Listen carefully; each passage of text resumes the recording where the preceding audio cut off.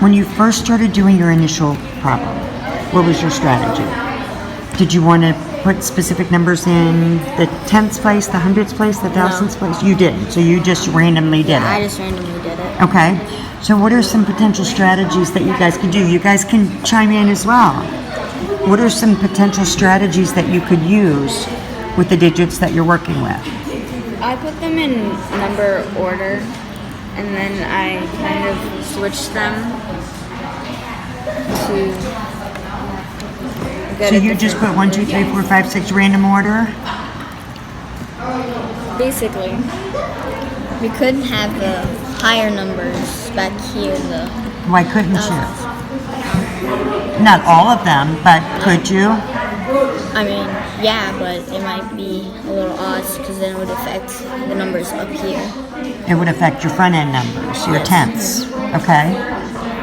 But what could be one of the goals that you could try to do with your numbers here? If you started here versus if you start here.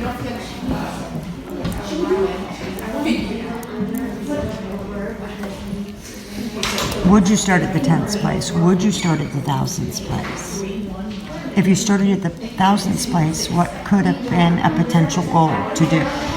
Start at thousandths place. If you started at the thousandths place, what could you have potentially done? Well, we could have done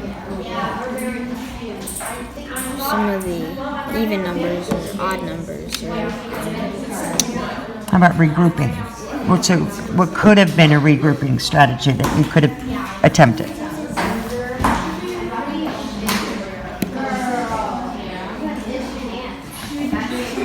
Now, if you used your larger numbers here, what happens for them at the front end? It would become lopsided. You run out and you end up with lopsided. Or you could have potentially tried to regroup and see if you could have regrouped where you kept regrouping to the next place, regroup to the next place, where you're adding numbers that way. Thinking to go under 1 instead of going over 1. And why do you think that would be? I don't know. I just thought it'd be easier. So you thought it was easier? Yeah. Okay. And how are you going to place your numbers? Have you thought about that? Well, I thought not to put a large group of numbers in one column, just try and mix up large, medium, and and small numbers in different places. Okay. So you got 1.01 and 98 thousandths. Have you done any rounding? No. To determine, okay.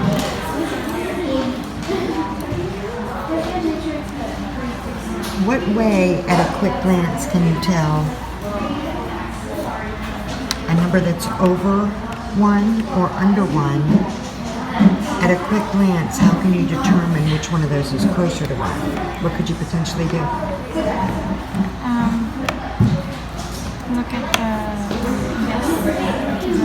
thousands. You could look at The next you could look at the number place. over. Have you ever thought about absolute value? What is absolute value? You remember? No. The distance from what? The distance from the numbers from 0. From 0. But think about this.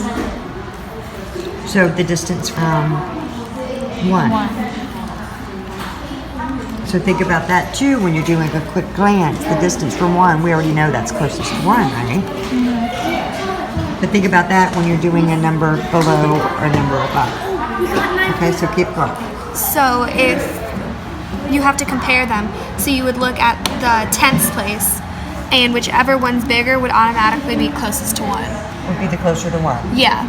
So that is determining what?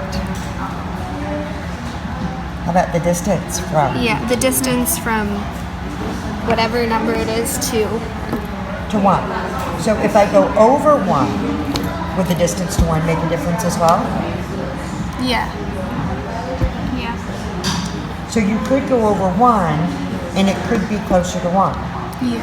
Because if that it true? was 1 and 1/10, that would still be closer to 1 than it would be if it was